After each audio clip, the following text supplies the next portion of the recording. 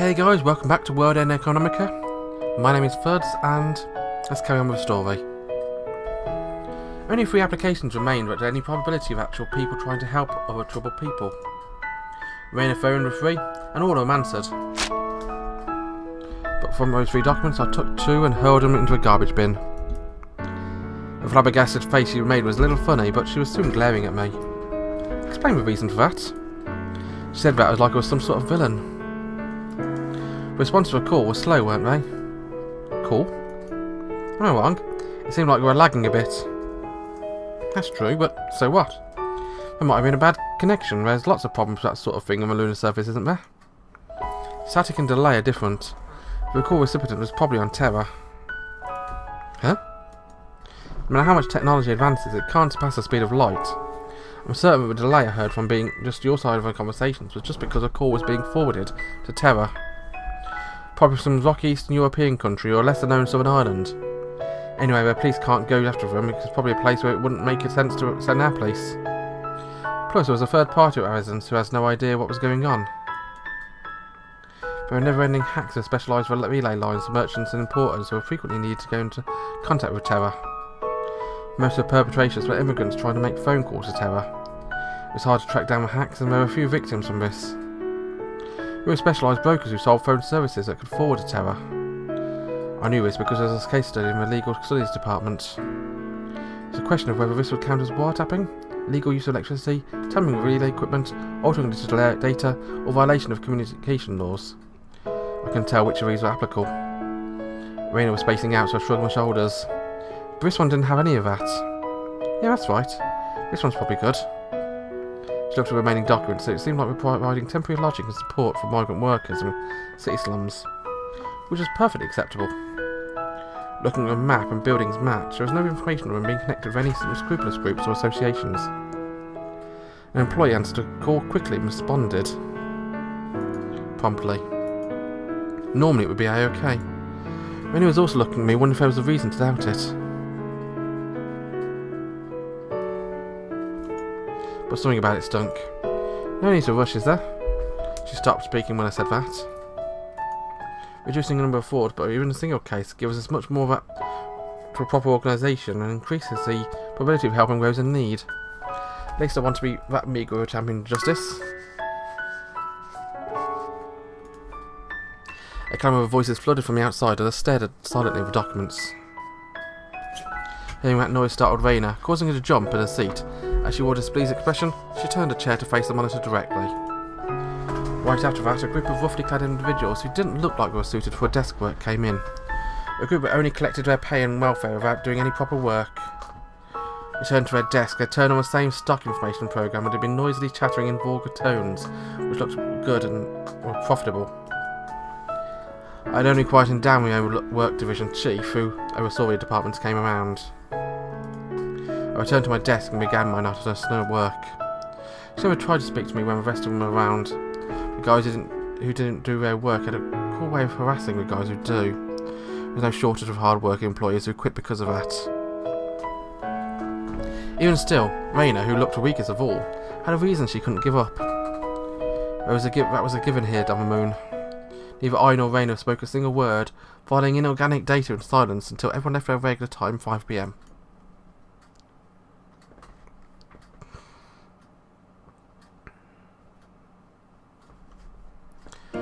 The skies were an enraged red after we returned our card keys for doorman. We were always the last to leave a building. The agency had an office located in the outskirts of a cheaper commercial area of our 4th district. There were rows of half-baked stores put together by the earnings of the labourers around this area. They weren't that expensive, but weren't that cheap enough to be sold easily. If you go up about 2 blocks, you'd end up in a higher class district. It seemed like Raina went there from time to time. You often wondered how she'd been able to get there on a meagre government office job.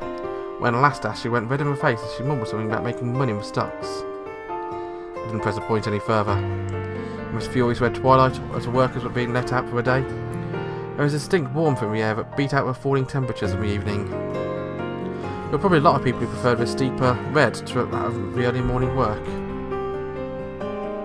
Are you really going to look? If you have any private engagements, then I won't mind going alone. You're quite mean-spirited, Haru.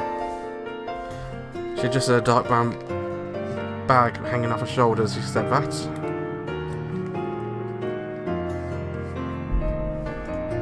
I'll go because there was actually one left over. Also, I really don't understand why it would be good. I could understand why she was displeased. There were no problems with paperwork and the call was perfect as well. But this was probably no good. It was soon now after seeing it. That's true. Yeah. You'll understand once you see it.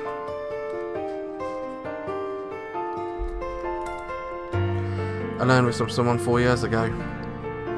He must have been a real deal if he was able to make use of it to this day. I was more comforting when it was aggravating. I was conned and beaten by a real person. You couldn't stop him from taking out child amateurs if he was a pro, right? I took Raina along as I laughed silently to myself, heading towards the address written in the application. Since I was in crutches, even Raina with a low and average walk speed was walking faster than me. 4 years ago, even if I had just one leg and had tried running, I would have been assaulted by the need to go faster, and impatience born my desire to reach where no one else had ever gone. Now, even though I was behind Raina, who seemed like she should have lived gnawing in the moss growing in the rock of a lunar surface, I wasn't even thinking about trying to pass her. That was fine. I'll do what I can. That was how I felt. Oh! My train of thought was broken by the sound of Raina's voice in front of me. Raising my head up, I saw a small crowd of people hustling and bustling in front of us. When Raina saw that, she began taking off towards it, looking slightly happy. Probably a clown doing a street performance to get some change. Mind if I go take a look? Go ahead. She asked if she could go ahead even though she was already part of the group. I looked on at them from a distance. It seemed there was a violinist in the middle of a ring. After a short introduction, we could hear a distinct sound of a string instrument. People were easily pulled in if they heard the sound of a high-class instrument in a place like this. Plus, it was really good. The circle of people grew to become 2 rows deep, and 3. By the time the performance was over, the crowd was enormous. Cheers and whistles rang out as quite a few people started scrounging around and taking out their wallets. Apparently some of the performers were students who paid their tuition and living expenses by doing this from the side. Not just that, there were immigrants playing songs from their hometown as a side job. If you didn't know the language, even if you didn't know the culture, just music by itself reached people. I thought that was pretty cool. Never heard of punks born on a lunar surface making money like that. I thought I'd be different. I ended up just becoming another of those lunar punks. Sci-Fi, wait. She said as she squeezed herself from the crowd, but as before and the song began, she was holding onto a purse. She probably gave him some change. That's quite a good performance. It must either been a really good performance or that much of a struggle to get out of the crowd because Raina's cheeks were unusually rosy. When she was inputting data for long periods of time, her blood circulation slowed, and her skin became the colour of marble. Being in the same office, I was a little worried. Is that so? Yeah, I probably came from Terra and practiced a lot there. I don't think Raina meant that she held Terra in high regard, but from time to time it shows in how she speaks. Living on a lunar surface couldn't even be called easy as a compliment. So that was probably homesick. You're able to hear it as much as you like for free on the internet, aren't you? That's very true, but it sounds better when it's in front of you. Don't mind paying a little bit for that. Oh, is that how it is? That's how it is. I acknowledge our similar in sentiment, and started walking. It's nice that I can use instruments. Huh? Instruments. I used to play the piano long ago, but, well... She said that while making keyboard playing motions as she walked. As I watched her decidedly less than graceful movements, Raina seemed to notice I was staring side-directedly, looking a bit embarrassed. But of course I was never good at it, and I got discouraged partway through, but... wasn't exactly sure how to respond, so I just nodded anyway. Well, you see, I thought becoming a pianist when I was younger, you know? How you are when you're young? Raina, wearing clothes of colour of withered grass, had a meagre salary in a poorly respected government office, working by the lowest level of data processing, doing the most of the co-workers' work. This must have been a grand dream. That was my dream long ago. She squinted at the changing skies and went madder red to ultramarine as she walked. The old Raina was probably able to go after any dream. She had limitless possibilities. But now Raina was like this. What possibilities did she have in the future?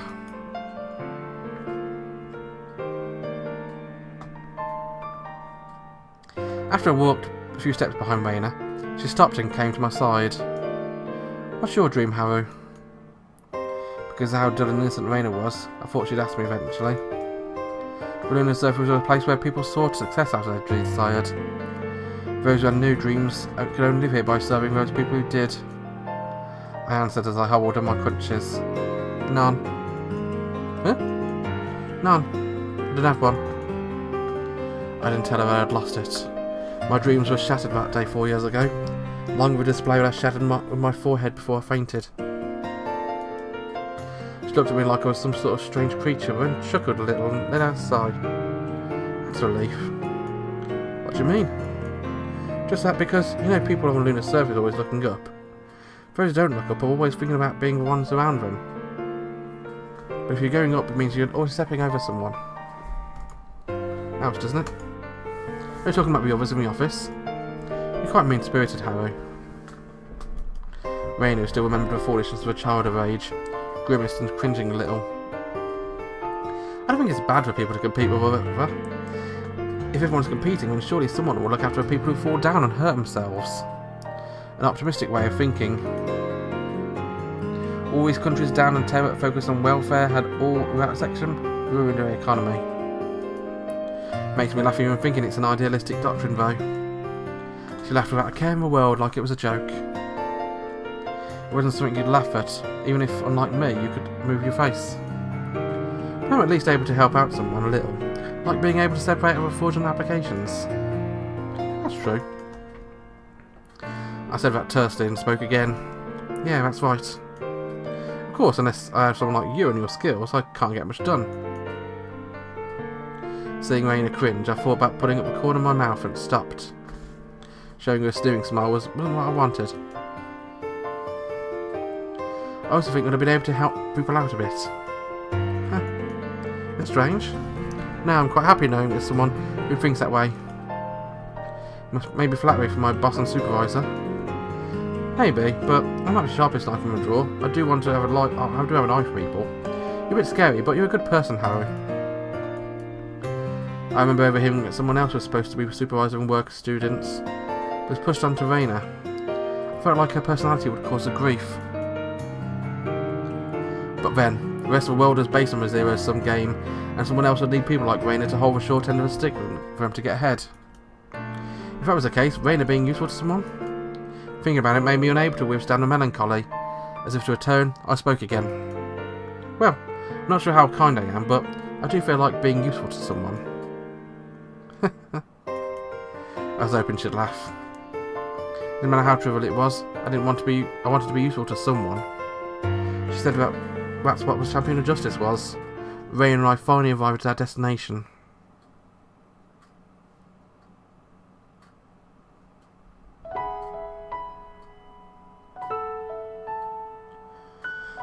Wow, this place. Pushing through a road that looked more like an alleyway, we reached a cheap-looking three-storey building. It looked a little more like a carved-out cube of a lunar surface with windows and door dug out. That's how little design there was. Similar buildings were lined up around it, reminding me of the old street where Reese's church once was. Is this the right place? I saw a map online, so this is the one. What is it? Nothing. I was just thinking I won. She looked at me teasingly, then turned her attention to the building. In front of a small road in front of a house were clotheslines with laundry set left on them. There was a pile of indistinguishable clothing left, but giving off the impression that quite a few people lived in this district. According to the documentation, there were 3 salaried employees with 8 volunteers in charge. They were to house a maximum of 17 immigrants, so that was about right with the number of employees. My eyes fell on various objects around the building. A worn-out soccer ball, a raggedy doll, and a place that appeared to be a garbage dumping site of a pile of the most popular watered-down beer on the lunar surface. My doubt gave way to certainty. On paper it looked fine, but clearly there were flaws here. Well, from whom shall we hear from first? She looked at that building and everything around it, and contrary to what I'd thought, was apparently right. It did indeed look like the people from the low end of the financial spectrum lived here. The biggest tales of playthings were clearly not garbage, and empty beer cans. But there's one thing they couldn't hide.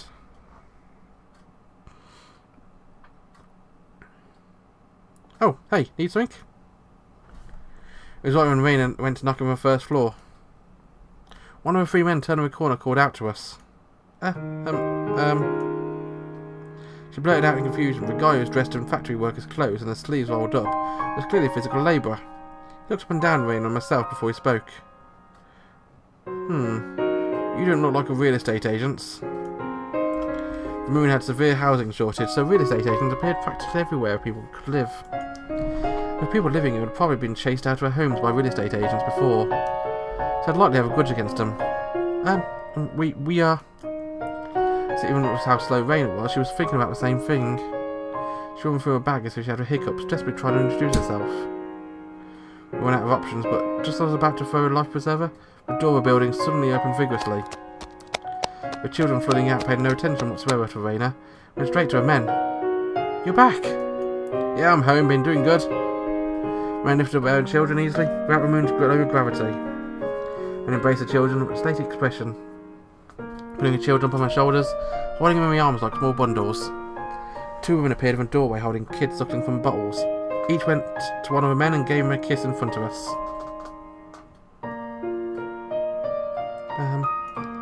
On to the side, Raina looked like though she was in the wrong place.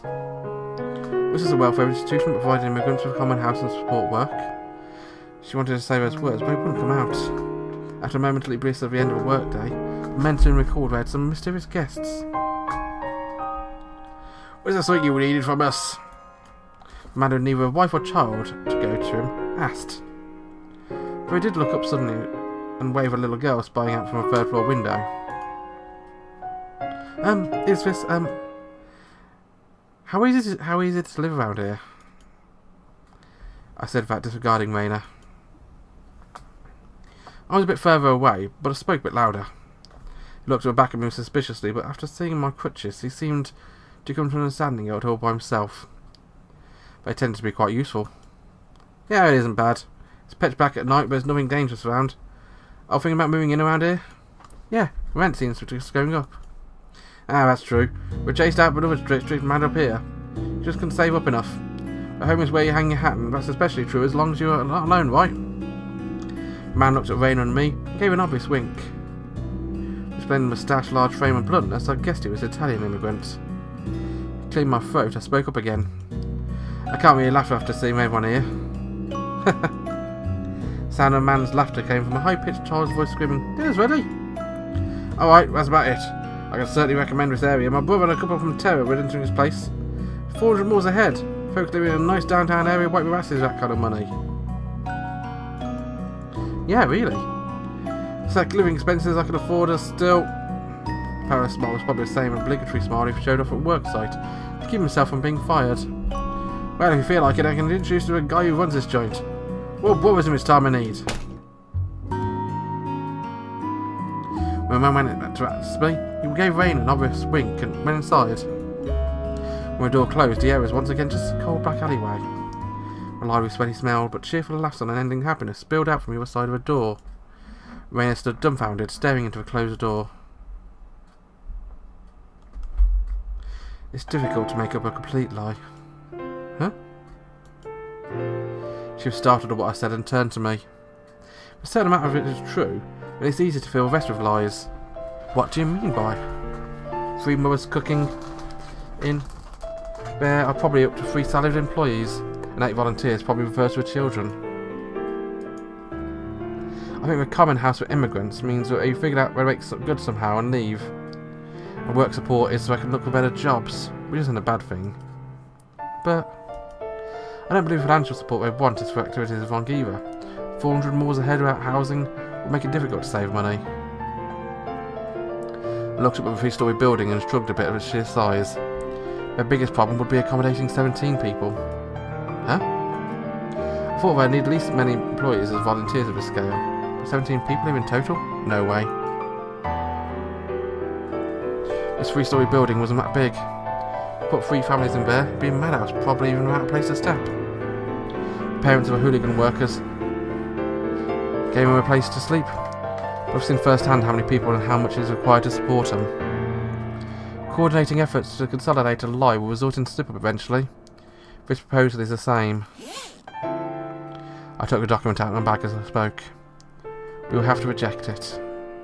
But... She stuttered, looking up a building once again. You rejecting it? She was aware this wasn't how a superior should have behaved. The financial aid petitions are meant to be for welfare services. If that money is going to help people in need, then...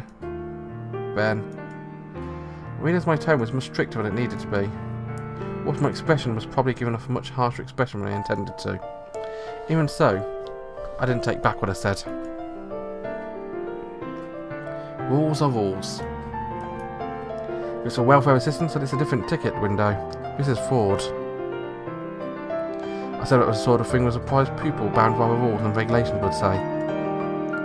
Long ago I would have cut any corners necessary, regardless of who became the butt of the jokes. But down what path did my devious mind end up leaving me? I was blinded by my own behaviour and insights, and wished down a path that the Reaper pointed out to me. What awaited me there was a gaping, pitch-black hole. I still vividly remember that terror. That's why I said what I did to Raina, so she could protect herself. But... she muttered, and hung her head before she looked over at me. This is the last application, isn't it? That's true. If we reject this, then all of them would have been rejected, right? Then at least one. When I responded, Raina looked down. I understood what Raina wanted to say.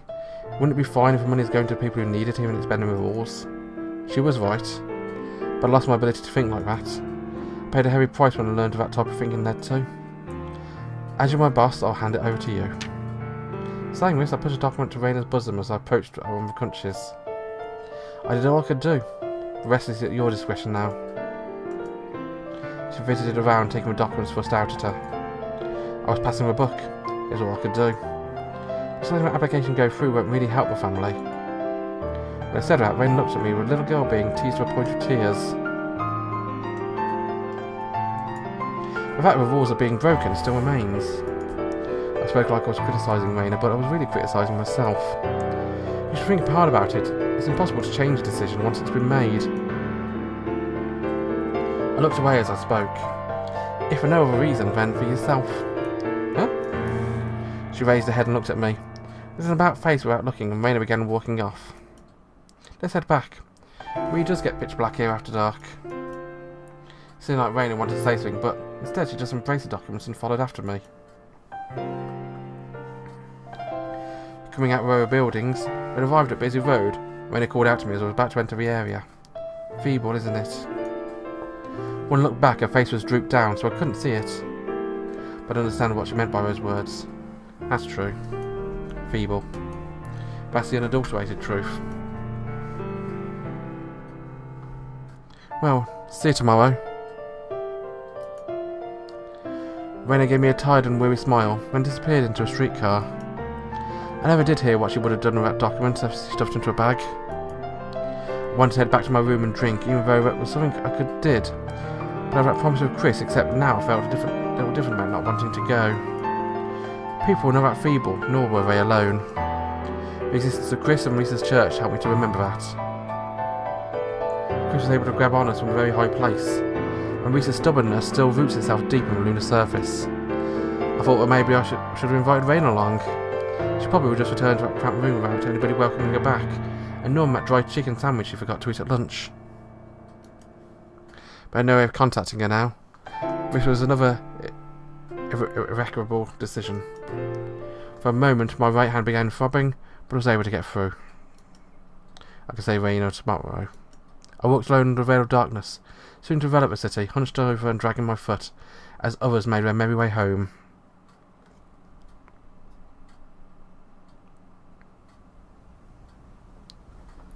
Probably a good place to leave it now. As ever, I want to thank you very much for watching. Join me again next time when I carry on the story. Till then, bye bye.